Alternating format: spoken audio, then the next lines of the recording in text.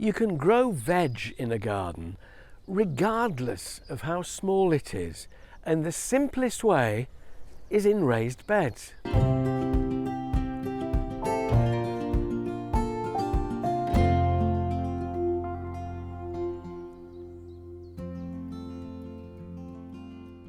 So this is our new small veg patch.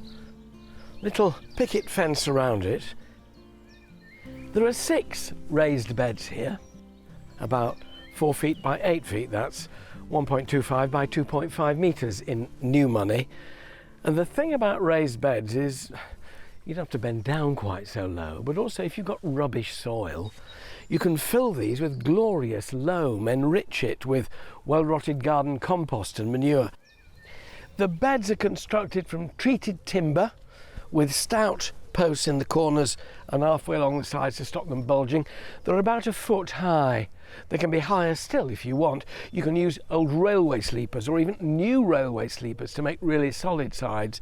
But either way, whether they're thick and long lasting or thinner and not quite so durable, they're very, very workable. They were filled with pretty decent soil already, but any organic content in earth dissipates over the course of a season. It rots down. So I've added some organic soil enrichment to both beds here.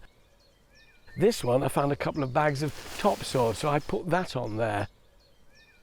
The thing about organic matter is that all plants benefit from it, and in raised beds that dry out more rapidly, the organic matter holds on to moisture for longer. You'll hear stories like, don't put much organic matter in where you're growing carrots because it makes the roots fork. I've never planted carrots or sown carrots in soil that's so organic it's caused them to fork. Frankly, the forking is caused by stones when they hit a stone and they go that way. So generally speaking, a fair helping of organic matter, whatever the crop you're going to grow, is a good idea. This year, I'm going to concentrate on these two. In this one, I'm going to plant seed potatoes, new potatoes, the first earlies. And then in this bed here, salad crops, lettuces, some carrots, and we'll see how we progress, just taking things a bit at a time.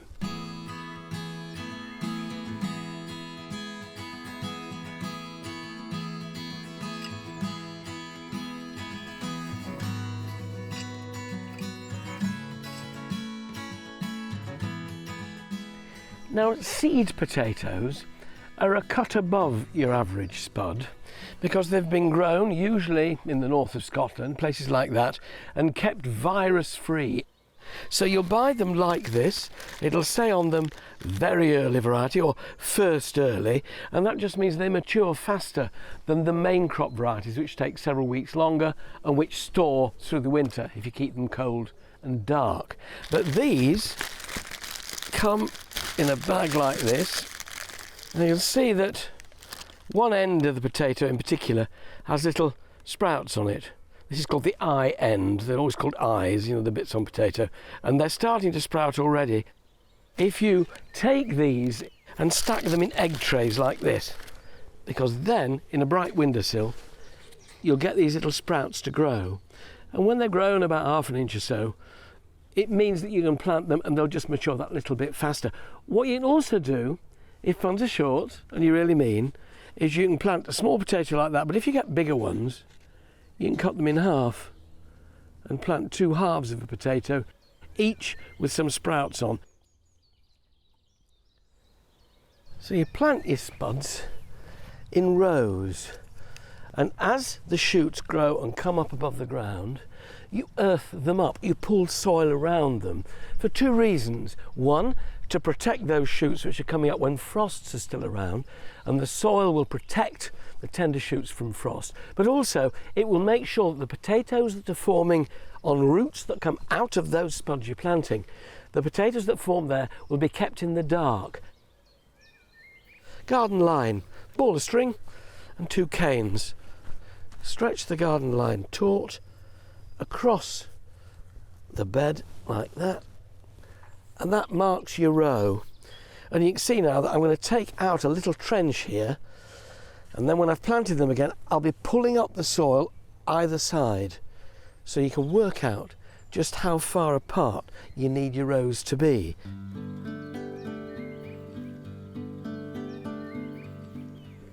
So using my spade, I'm digging a trench alongside that garden line there, about 6 inches, about 15 centimetres deep.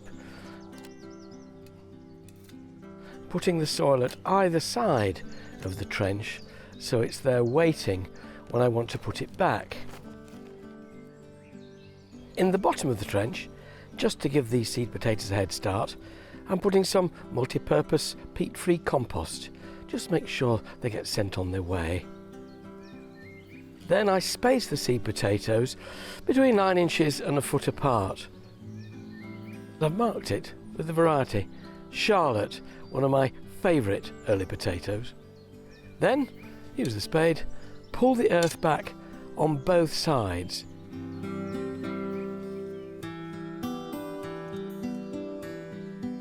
And the next row, about 45 centimetres, foot and a half from the first one.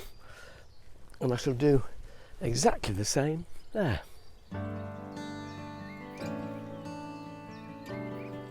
From seed potatoes to seeds proper.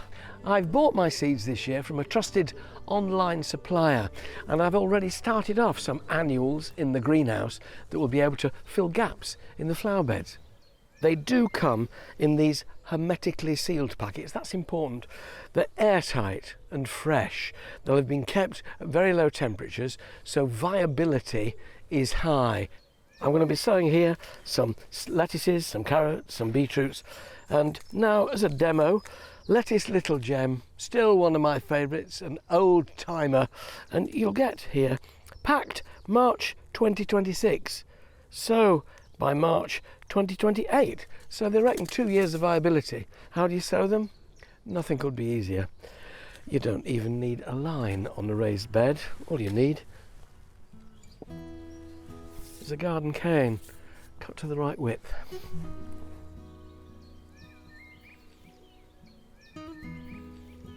So pressing the cane into the surface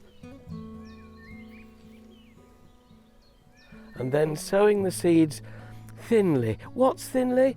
Well, so that they rest perhaps ½ an inch apart, and then you can thin them out later if they all grow.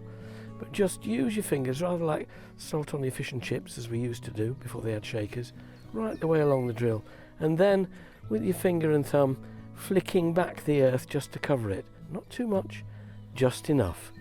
Your second row can be about a foot away from your first. Exactly the same technique. Cane in, seed sown, flicked back and marked.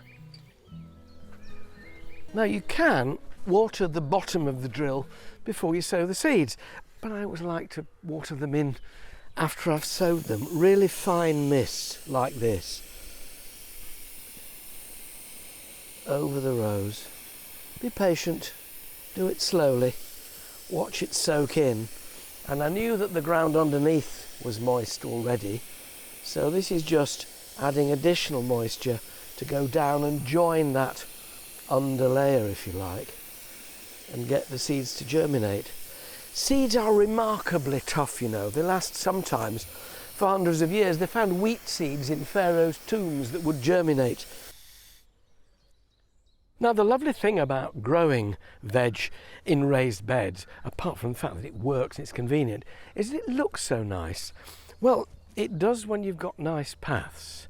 So this old membrane here, which is falling to bits, needs to be replaced. And then I can cover it, because it's helping to keep down weeds, with something a bit better to look at. I'm taking up the old weed-proof membrane and replacing it with new,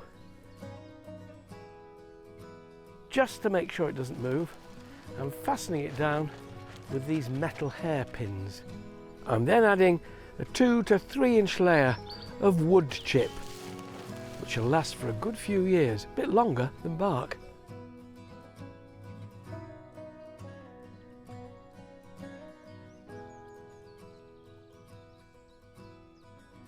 So there we are.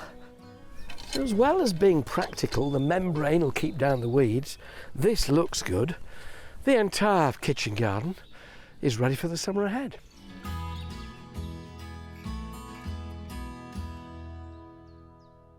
If you haven't subscribed to the channel yet, click below. It's going to be a fantastic year in our new garden with tips and inspiration, so why not join us?